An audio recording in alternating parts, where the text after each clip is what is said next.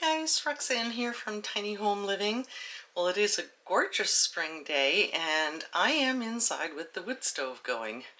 Yikes. Before I show you what I'm doing today, don't forget to like and subscribe, hit that notification bell, and share this video with your family and friends. And let's get started with the day. So I have the wood stove going really well. Note to self, I had the door closed. This flue is wide open and those vents on the door were open and I got 525 degrees. So this is the kind of thing I need to start remembering, is how I'm achieving those high temperatures for when I want to do pizza and stuff like that. I've got my jars in the oven sterilizing. I don't even have the door closed because it's so hot. What is it now? It's still 350 degrees and that's with the door open. So, and I closed these vents to try and keep the wood from burning up so fast. So I am going to be pressure canning today. I have been meaning for a long time to get a flat of mushrooms. I refuse to buy canned mushrooms from the store because they're all from China. So I am canning my own mushrooms today. Now I did slice them fairly thin. I may change the dial for the next flat, but I'm doing one flat today. I've got a few more to slice up here. As I've mentioned before, turn the power off on this. This fancy dancy Breville has a dial on the blade. So you can see the blade there. Can you? No, wrong way. This side. You can see where I've got the blade set at. That looks quite thick, but it's not really that thick, so I may change it to make it a 5 next time. But I've soaked them in water. I'm gonna put them in here, then you cover them in water, cook them for a short time, and put them in the jars. And it's pretty much as easy as that, although I do have to use the pressure canner. So I'm still pretty new at that, and I want to see how easy it is to do a flat of these, and then I might get a couple of flats next time.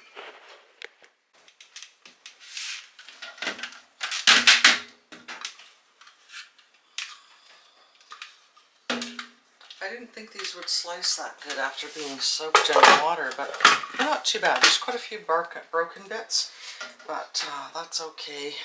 I'm just going to leave them in the can,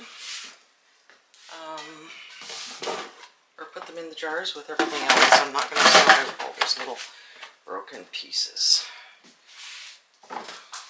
Oops. Get some more mushrooms. I'm just doing about 3 big ones. I'm trying to balance them kind of on their side so I can get them slicing sideways. This has like a little safety thing, so when I push this down it clicks. Whoops, gotta turn the power on. So it's super fast. Love this thing. I'm starting, the more canning I do, the more I'm going to be using it, I'm sure.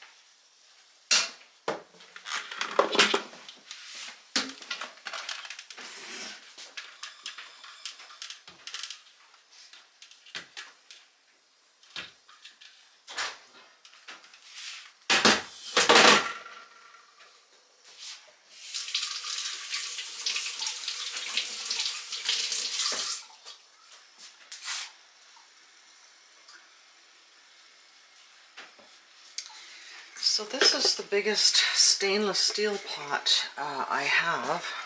Now I won't cook these or cook any food now in the aluminum pots, of course.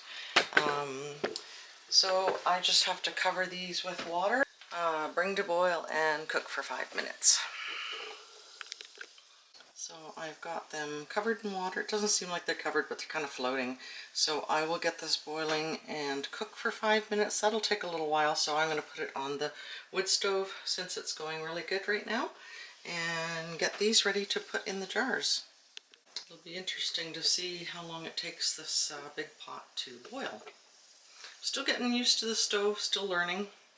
So everything I'm doing pretty much is a learning experience. So I have got the mushrooms in there, ended up with only 7 pints, which is not much. It said 9 and I thought that was really low. Got half a teaspoon of salt in all of these jars. I've got water heated up to add to these. You leave 1 inch of head space. And I should be able to get these in one layer on the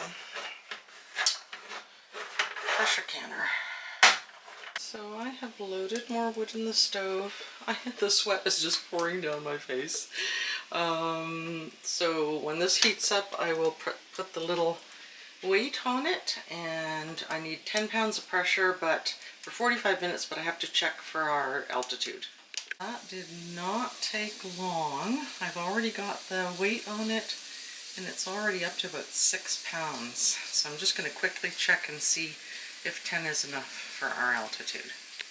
So I have this home preserving book. It is a Bernardin book, and it says for 3,001 to 6,000 feet elevation, add an extra 10 minutes. So that would be 50 minutes for us. And there's a page here with altitudes for the US, and on the second page the altitude for Alberta, and I didn't know Edmonton was lower, that much lower than Calgary. Well, I'll be. Anyway, I'm going to add 10 minutes. It doesn't say to change the pressure.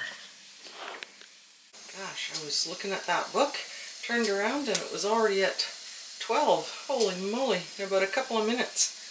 I found last time I tried this, keeping it at the right temperature. Oh, I hope that's not lids popping off. Please don't be lids popping off. Maybe it's just the water cooling down. Oh, please don't be lids popping off. Well, that'll be a lesson. Turn your back for 2 minutes and it's at 13 instead of 10. Now, if it continues to cool down below 10, I'll move it back towards the firebox a little. But it seems to be sort of staying steady now.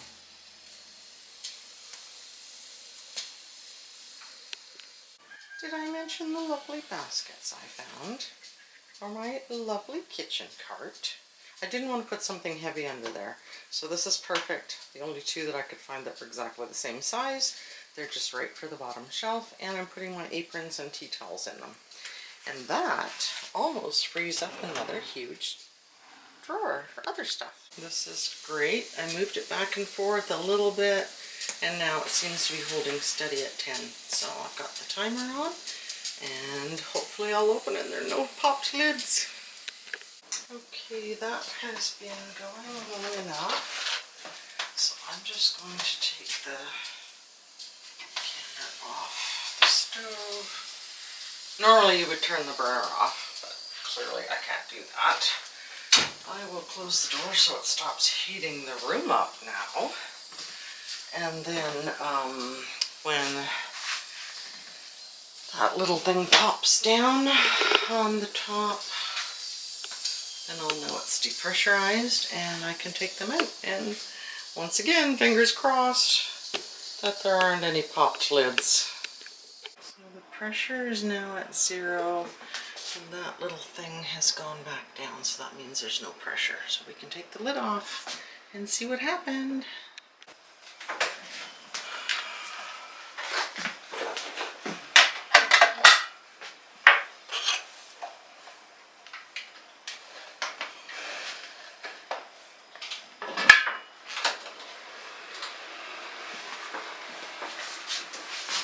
I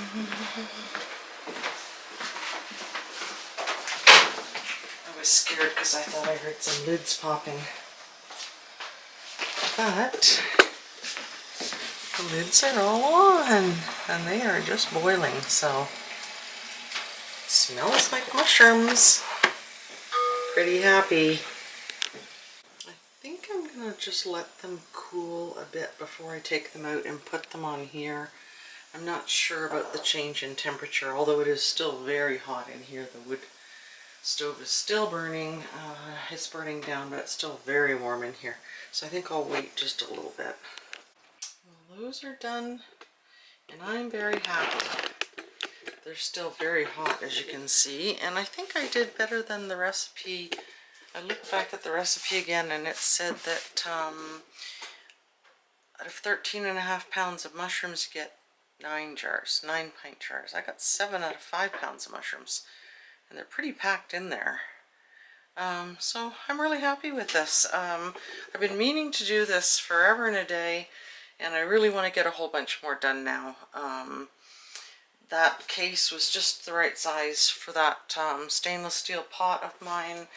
One case fits in the bottom of the pressure canner, so I'll just do them. I'll have to do them one at a time. It's tedious because you have to wait 45 minutes, 55 for our elevation. So I'm pretty happy, and these are about double the size of a can of mushrooms. I honestly don't even know how much a can of mushrooms costs anymore because it's been so long since I bought them. So each jar is about the equivalent of 2 cans. So about 14 cans worth I've got here. So it'll be interesting. I'll check next time I'm at the grocery store. But I'm done for today. My tub is calling me. And don't forget to like and subscribe, hit that notification bell, and share this video with your family and friends. Hopefully we'll be doing a lot more cooking on the cook stove now that I have some time. We'll see you next time.